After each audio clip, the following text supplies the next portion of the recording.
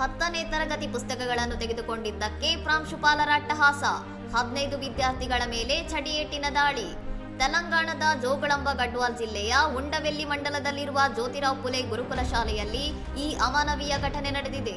ಪ್ರಾಂಶುಪಾಲರ ದಾಳಿಯಿಂದಾಗಿ ವಿದ್ಯಾರ್ಥಿಗಳ ಕಾಲುಗಳು ಮತ್ತು ದೇಹದ ಇತರ ಭಾಗಗಳಲ್ಲಿ ಗಂಭೀರವಾದ ಗಾಯದ ಗುರುತುಗಳಾಗಿದ್ದು, ಈ ವಿಡಿಯೋ ಸಾಮಾಜಿಕ ಮಾಧ್ಯಮಗಳಲ್ಲಿ ವೈರಲ್ ಆಗಿದೆ. ಘಟನೆ ನಡೆದಿರುವುದನ್ನು ಜಿಲ್ಲಾ ಶಿಕ್ಷಣಾಧಿಕಾರಿಗಳು ದೃಢಪಡಿಸಿದ್ದರಾದರೂ ಈವರೆಗೆ ಪ್ರಾಂಶುಪಾಲರ ವಿರುದ್ಧ ಯಾವುದೇ ಶಿಸ್ತು ಕ್ರಮ ಜರುಗಿಸಿಲ್ಲ ಎಂಬುದು ತಿಳಿದುಬಂದಿದೆ.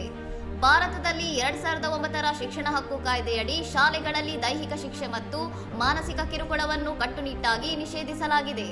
ಕಾನೂನು ಬಾಹಿರವಾಗಿದ್ದರೂ ಸಹ ಗ್ರಾಮೀಣ ಭಾಗದ ಸರ್ಕಾರಿ ಶಾಲೆಗಳಲ್ಲಿ ಶಿಕ್ಷಕರು ವಿದ್ಯಾರ್ಥಿಗಳ ಮೇಲೆ ಹಲ್ಲೆ ನಡೆಸುವುದು ಮುಂದುವರಿಯುತ್ತಿರುವುದು ಹಕ್ಕುಗಳ ಹೋರಾಟಗಾರರ ಕಳವಳಕ್ಕೆ ಕಾರಣವಾಗಿದೆ.